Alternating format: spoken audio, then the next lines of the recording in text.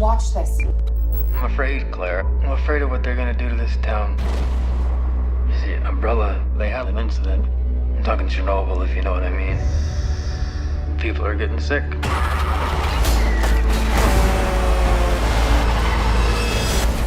gotta help us, Claire. Let the world know what's really going on. Hi, Robbie. How are you doing? Hey, how are you?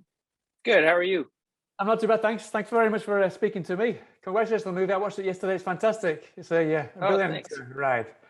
And being the big fan, I was reading the production notes. You've been a big fan of the series, the franchise, the gaming franchise, and I imagine the film franchise since way back when, no? So it must have been exciting, but at the same time, nerve-wracking, this responsibility that you've got to take on to kind of dive into this role and serve the fans, you being one of them yourself. It must be kind of nerve-wracking, but at the same time, gratifying, no?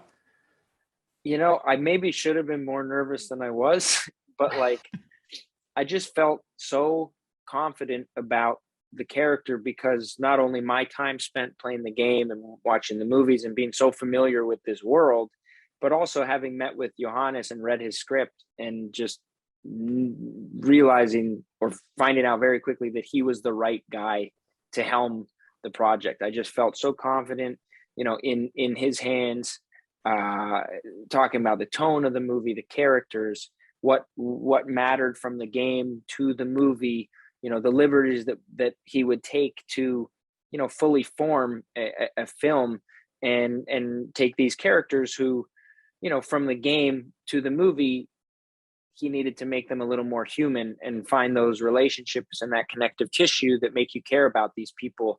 Otherwise, who cares about the movies? He was so great, and I just think he was the right guy for the project. So I felt like I was in good hands. I'm glad you. Yeah, I think he felt that I think he felt the same about you because verbatim he said that he felt that you were his apple pie, a small town guy who was a star quarterback in high school but never left town. He's basically a Bruce Springsteen song.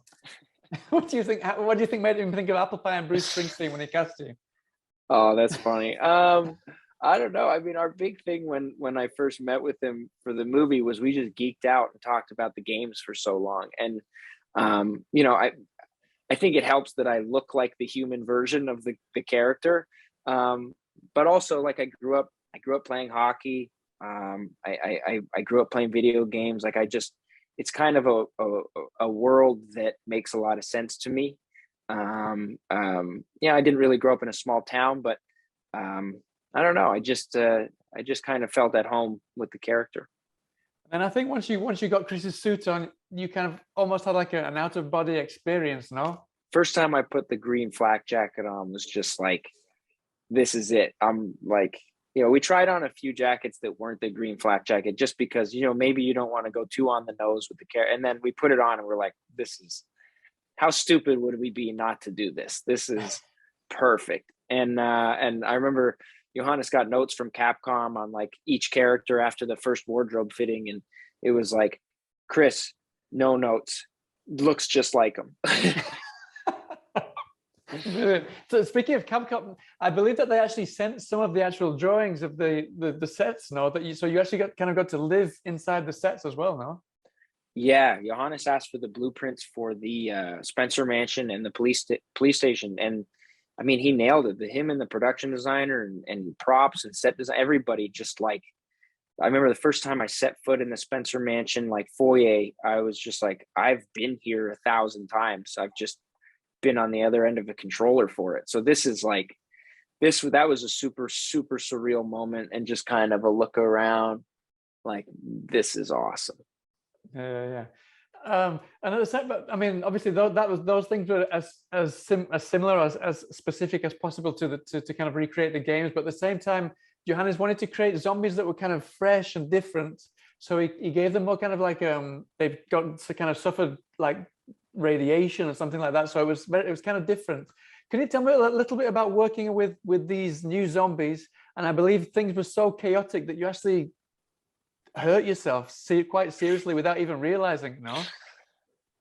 So during one of the fight scenes where there's 3 zombies like kind of attacking me, I got a nice gash where just like a couple of nails went in, and one nail went like right down into my skin. And it took about, it literally healed up about a month as far as the scar disappearing, about a month ago. So it was almost a year for the scar, but I was covered in so much fake blood. I didn't know I was bleeding. I was like, oh, yeah, okay. And then when we washed it off, it was just like this little gash on my arm. But the great thing about those fight scenes and the zombies is they're almost always stuntmen and women dressed as zombies. So we were able to really go for it and make it feel real and dangerous and you know, not have the fear of hurting another actor, which was great. And, you know, nobody falls like a stunt person. So, you know, they laid out and they made it feel the way it needed to, which was awesome. And, you know, as far as the zombies go, I think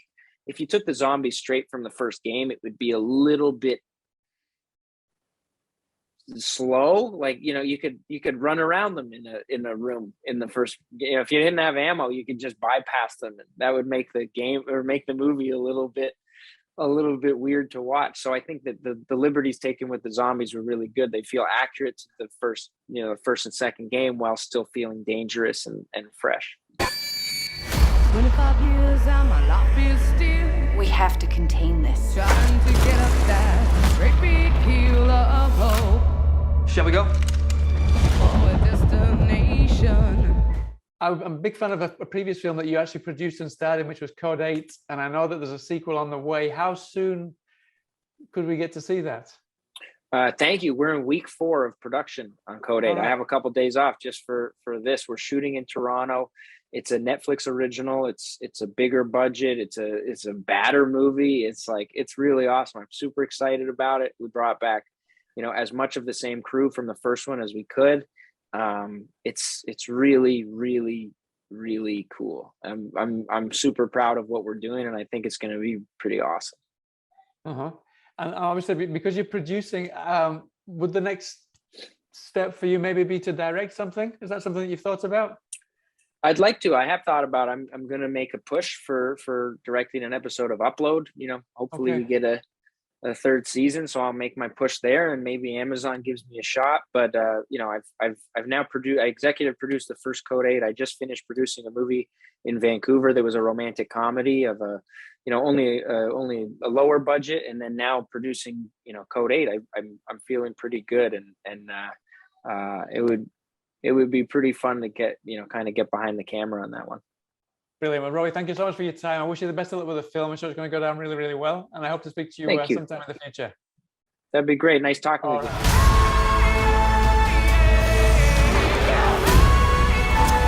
We're going to take Umbrella down.